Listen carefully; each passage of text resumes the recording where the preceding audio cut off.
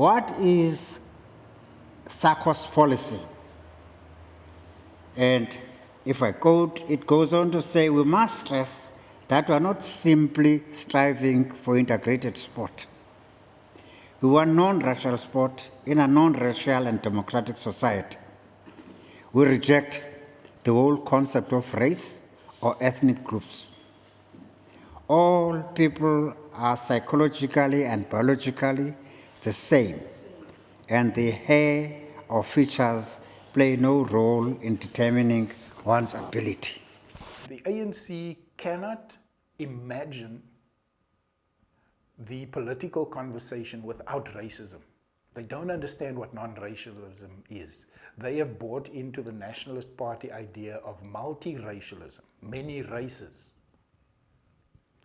They talk about unity in diversity. There's no such thing as diversity.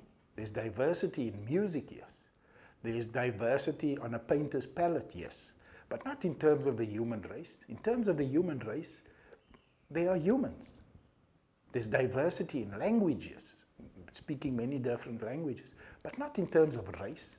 And what the ANC has done, they keep on emphasizing race all the time. And that happened through sport as well, because they said SACCOS was a colored organization and cannot intrude into the townships, the so-called black townships. What the ANC failed to recognize was that there was a permit system in place. I remember one of my teachers, Mr. Bertie McAnder, saying one day, if we apply for a permit to play in a black township, I was still at school, I was quite young, I think I was in standard 10, standard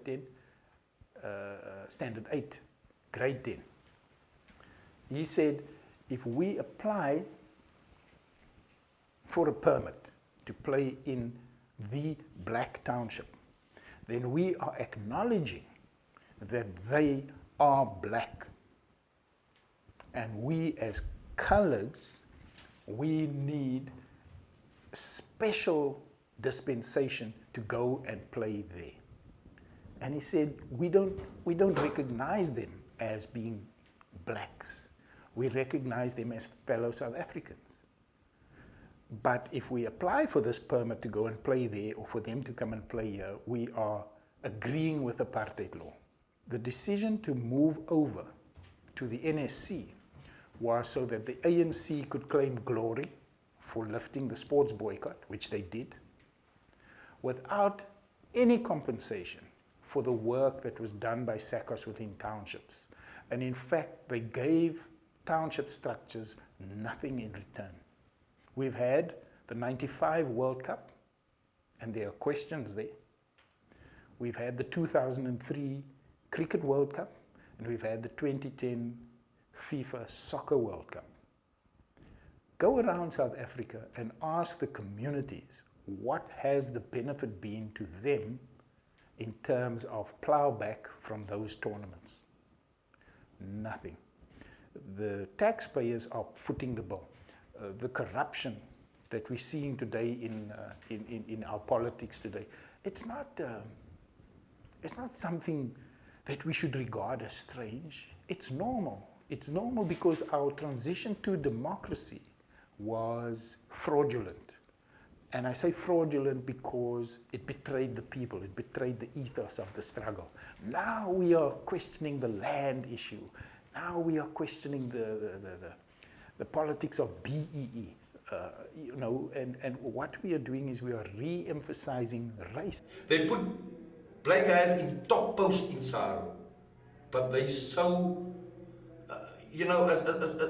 it's like top companies. The government came there, you must have black people on your executive, Now they get the black guy, okay, come here, I'm going to make you a director of this company. I buy your house in Sandton, I buy yourself the new Mercedes, I buy your wife a 4x4, it's now black. He got one hell of an office. He go to board meetings, he got no voting power. It's the same thing with the rugby. This black guys, that's assistant coach or one look technical advisor or whatever, he got no any power to suggest something to the coach. Can't we do this or can't we try this or that? Coach will just tell him, man, let me run the show. You just stick around. That's it, what's actually happening. Top jobs, wrong people. If you're black, come I pull you in there. You can get that top job, knowing you haven't got a clue what's going on, but you get the top job, so to satisfy the government. What does our Minister of Sport do? Nothing. I believe that racism is about power, yes, but it's much more than just power. It's much more than just material power. It's an ideology. And if you think of yourself as being different to that person, you purely because of your hair texture, your skin color, you are being racist. We are not recognizing other people in this country as being fellow South Africans. We are re-emphasizing race every chance we get. And what we're doing in sport is we are using race to legitimize a flawed system by taking a guy from the township, putting him through an elite system, transforming him into thinking elite thoughts, making him Springbok captain, and making him then the face of the flawed system. And what he then does is he goes back with his other elite buddies, back to the township he comes from, and then he has the goal to say, I want to give back. I want to do development here. But yet he is a primary beneficiary of the system that keeps those people where they are. The very fact that he needs to go and apply sporting charity in an area is an indictment on the system that he supports. And yet he does it willingly because he has been transformed. He is different to them now.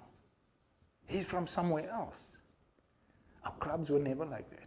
And our clubs saw through that. And what is happening in South Africa today is we don't have a mechanism where we can reach the young people and tell them about this. And that is what the nationalist government and the ANC saw. They knew that they had to destroy the mechanisms of social political education in this country.